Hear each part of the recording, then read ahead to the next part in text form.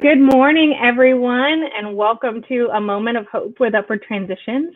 This morning, I am so grateful to have with us Kalyn Young. Kalyn, I'm going to let you tell everyone your very long title and who you are working with, because you do so many important things. So tell us your very awesome title and job. Well, good morning, Micah. Thank you so much for inviting me. My name is Kaylinn Young. I'm the Director of Disaster Services for Catholic Charities with the Archdiocese of Oklahoma City. So we serve Central and Western Oklahoma. Along with my title here, I support the Oklahoma VOAD, so the Oklahoma Voluntary Agencies Active in Disaster. I'm the Chair-Elect for Oklahoma VOAD, and I also am the committee chair for the Disaster Case Management Committee. So we support all disaster responses or events across the state. And so it's a collaboration of nonprofits that come together to do that work. And that's in all phases of a disaster. So response, relief, recovery, even mitigation and preparedness, anything disaster that nonprofits have a role to play in. We all try and be in this one organization that we can respond as a whole instead of in pieces to better serve our state. Yeah, VOAD is one of those things not very many people know about. So tell us a little bit more about that organization before we dive in. Absolutely. So VOAD is comprised of organizations statewide, but they can also be local. So we have partnerships with agencies like Sharing Tree, because they can serve locally after a disaster because they have a crisis connection resource for our clients that are impacted by house fires. Or it can be a statewide agency like Salvation Army, who does a lot of response work alongside Red Cross following an event. So we have our larger organizations and our more local organizations that all work together. So following an event, we have our agencies like Red Cross and Salvation Army that would do a response. And then we have agencies that come together following an event to bring resources to a community. And so normally when we're not in a pandemic, we would have a multi-agency resource center where we bring everyone to one place for survivors so they don't have to shop around by calling multiple agencies, not knowing if they're calling the right agencies for help. We try and bring it all in one place. And then we look at what long-term recovery looks like. So bringing resources to one central table and having a case management team who works with those survivors on their long-term needs. We don't always have that ability for smaller events, but larger events, sometimes we do have that. And so we follow that through. And then throughout the year, we're working, we have a preparedness committee. So bringing disaster preparedness to our communities, because we understand how often Oklahoma deals with disasters. And so being prepared is so important because we don't want to become lax in our preparedness every spring season because it's Oklahoma. We know it's going to happen. Sometimes we still need those refreshers. And we also work in mitigation. You know, how can we help our communities be best prepared? What are those areas that if we address, there's less impact following a disaster? So VOAD tries to address all of those, and we just have amazing partners that come together throughout the year. We meet every other month. And if there's anybody that's interested, our website is currently down, which is inconvenient for this time of a disaster, but they can email me. I'm actually the membership coordinator for Oklahoma VOAD as the chair-elect. And so I'll definitely share all of my contact information. If anybody's interested, they can reach out and learn more. Well, this morning in particular, we wanted to talk about the winter weather that we've been experiencing, and VOAD in particular is responding to our most recent snowstorm. And so tell us what you all are doing to help Oklahomans who have been impacted. Absolutely. So the VOAD came together and we said, how can we identify what all the needs are? Because this was a very isolated event in that we're in COVID. People couldn't get out of their homes. And then the winter storm with the negative temperatures really prevented any additional outreach during the event because of safety and getting outside. So we created a survey and we've partnered through 211. 211 is just a great partner that a lot of people know about and reach out to in their time of need. And so 211 on their website, heartlineoklahoma.org, they have the survey live for us for Central and Western Oklahoma. But it's actually being used statewide. So 211 of Eastern Oklahoma has it as well. And so anybody can go on there and complete the survey. This is allowing us to understand what needs are out there in response to the event, but also other impacts like COVID. So we do know that it may be that you had a savings before COVID that could have covered your deductible for insurance, but COVID's been hard on everybody. And so maybe resources aren't available. So we need to help identify resources for that insurance deductible. It may be that you had to drop your insurance because of COVID impacts or job changes, whatever that looks like. We wanted to capture those, especially those who have pipe bursts and have no current running water. Right. That's important for us to follow up on. The hard thing is that we can't respond. We can't call everybody immediately. Capacity is hard in doing that, but our promise has been that within a day or two, everybody will receive a text and appropriate referrals. So if they are having challenges with your landlord, we're sending you a text with how to begin that referral for legal aid services so they can help you advocate for yourself with your landlord. We're sending referrals for veterans and active service members, sending referrals to the Oklahoma Insurance Department if you thought you were covered by, the pipes bursting in your home with insurance and you find out you're not and you want help investigating that or looking into that, we're able to make those referrals. And then everybody that applies, because this has now become a federally declared disaster with individual assistance available, we want everybody to know about FEMA and about a disaster reporting tool to the state of Oklahoma for those counties that haven't been declared yet. So that is actually one of the most important pieces that we're sharing right now is while there are 16 counties that have been declared for individual assistance, that doesn't mean more counties won't be added. So we're anticipating more counties being added throughout this event as the state is able to prove the damage in other counties and get them added. So while your county may not be declared, we still want everybody to apply to FEMA. And so that's disasterassistance.gov is the website for FEMA. Disaster assistance. .gov.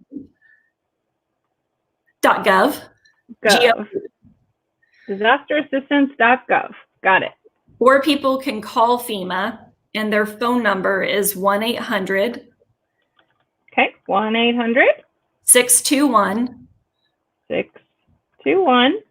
3362. 3362. So you can apply both either way with FEMA.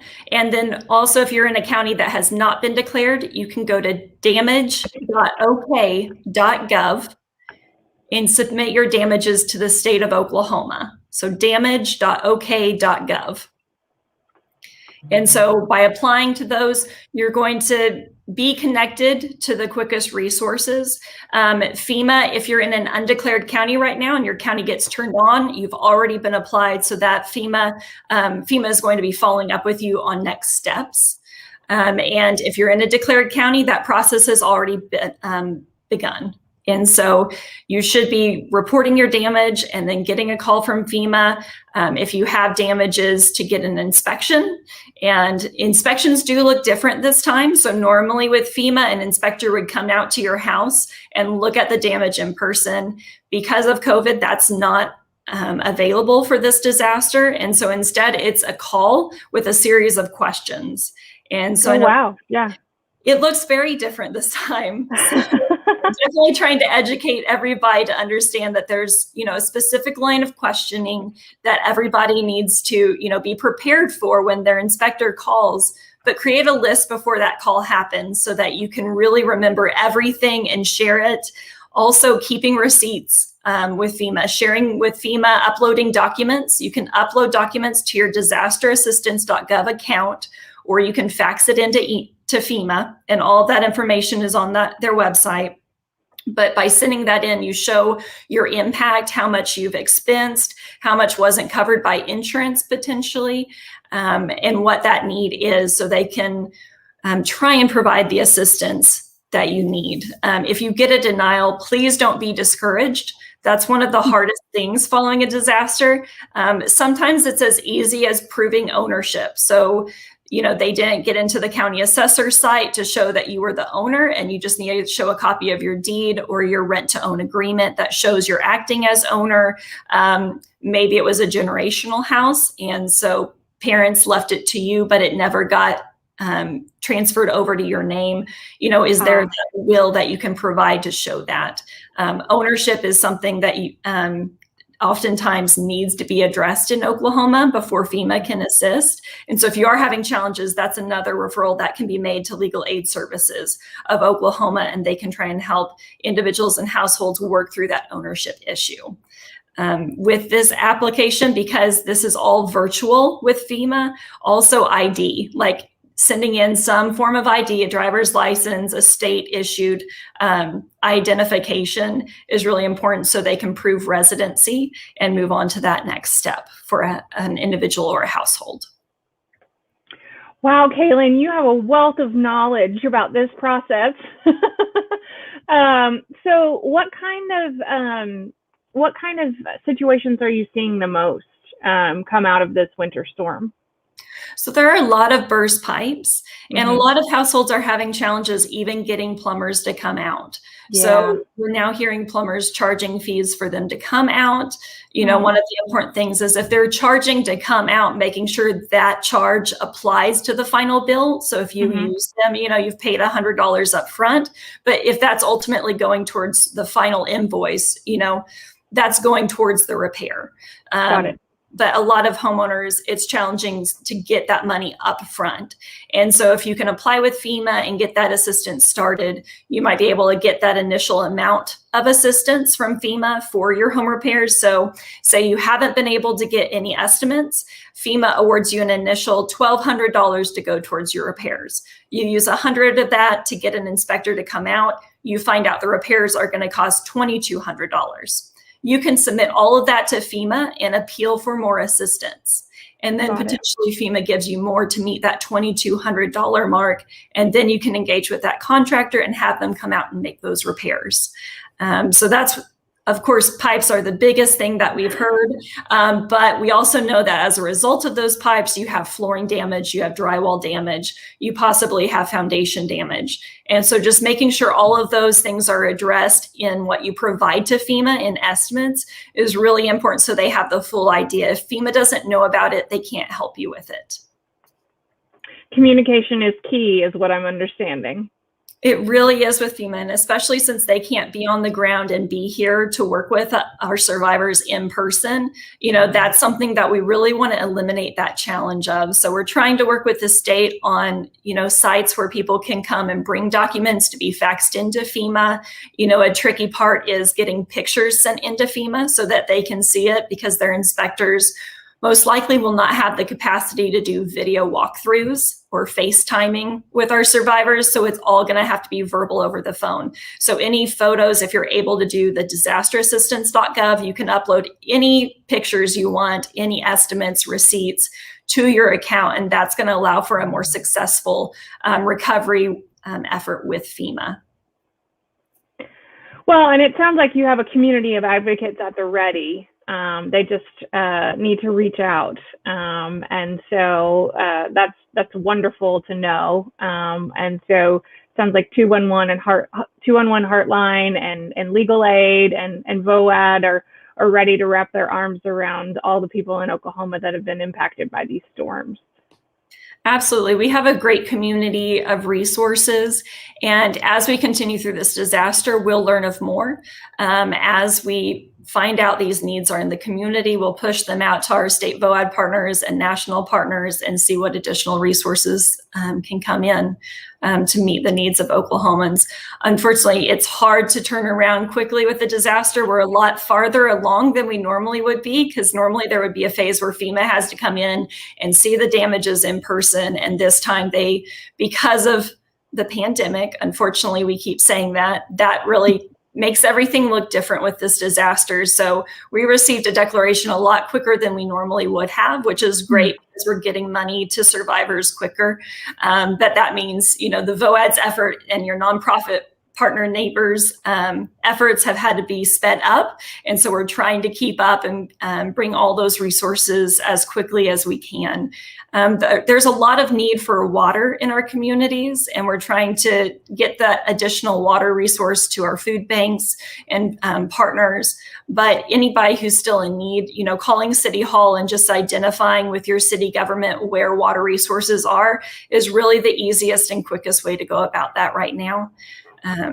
And so we know that's a need, and we know, that's something our state's continuing to work on. Good to know. Good to know. Is there anything else that you would advise someone who's in this situation, Kaylinn? So when applying to FEMA, I forgot to mention there are a couple things we want people to know. So when you're applying for FEMA, they're going to ask you the type of event. They have added winter storm as an option. Now, we know a lot of homeowners were flooded by their pipes bursting, but this is not a flood event. So when you apply to FEMA, make sure you classify it as a winter storm event. Otherwise, it'll be not denied because we don't have a flood event open as a disaster right now. We only have a winter storm. Good tip. Good tip. That's one. And then FEMA, when it comes to their questions are not always the most clear. So there's one question that we want everybody to understand, and that's, are you willing to relocate?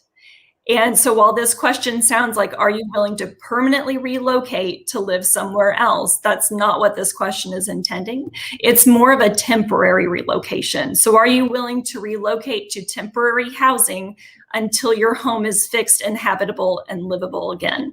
And so if you answer no, you are not willing to relocate, there will not be any temporary housing assistance made available to you.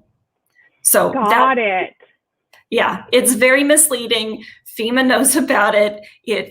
I think it literally takes an act of Congress to change questions on the FEMA application. So we just have to do as much education as we can. So whenever you're answering that question, if you do need to live somewhere else to safely take time to repair your home and make it habitable again, if you don't have running water, if you don't have electricity, if you had roof damage and you can see outside from inside, you need to say yes, that you're willing to relocate, knowing that it's temporary. And it can also apply for our renters. So if they're needing to relocate, their landlord's not making repairs, their rental is not habitable, that can potentially assist in that relocation for that first month's rent and deposit. But you have to know what that question is asking. And so if at any point, if you're completing this application at disasterassistance.gov and you don't understand a question, give FEMA a call. Ask them what that question means. Get that clarification first. It doesn't mean that you can't go back and correct it later. So people who might select flood as their event, they can call FEMA back in, say, I didn't understand, this needs to be changed to winter storm or temporary housing. They can call back and say, I didn't understand this question. So it doesn't mean that it's too late. You just have to communicate with FEMA. So like you said, Micah, it's all about communication with FEMA. Yeah. And all about saving those receipts, sharing that information so they understand what your impacts have been, and then they can assess what assistance they can provide. Well, Kaylinn, those are some great tips. I wouldn't have understood that question either. So I'm so glad that you clarified that. So we have all of the links for Heartline, disaster assistance. We have the phone number for FEMA and damageok.gov. Is there any other contact information that you would like us to share with those who are listening? So if there are challenges with denials, you receive a denial, you don't understand how to follow through that process, first call FEMA and they'll walk you through those steps. If you have additional challenges, you can reach out to us here at Catholic Charities. Our disaster line is 405-523-3013. And we'll do our best to get back to you in a timely manner. We are working on ramping up some case management. So we have some volunteer case managers that are helping us call individuals and survivors back to try and work through those. We have heard of the first denials coming through. And just really to reiterate that if you get a denial, it doesn't mean it's the end of assistance from FEMA. We just need to identify what that denial was for, what potential additional documentation we can provide to them to get you back on the path to receive potential assistance from FEMA. Nothing's promised from FEMA, but a lot of times it's an easy, provide documentation and we can move on to that next step. There is an appeal window. So once you receive a denial letter or an award letter, you have 60 days to ask for additional assistance. So that's another important thing that everybody needs to remember. So if you receive a letter today, you have 60 days to file an appeal.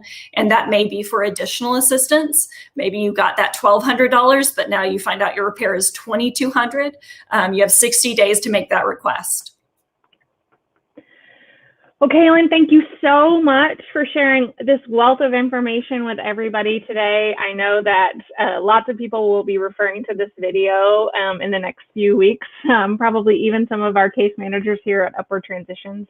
So I really appreciate you taking the time to be with us today and sharing these links and these phone numbers with us. Everyone, if you have any questions, feel free to reach out to Upward Transitions or Catholic Charities or VOAD or any of the links that we shared today. This is always a moment of hope with Upward Transitions. We encourage you to find a little hope in the midst of even a chaotic winter storm. And so have a great rest of your day and join us again next week.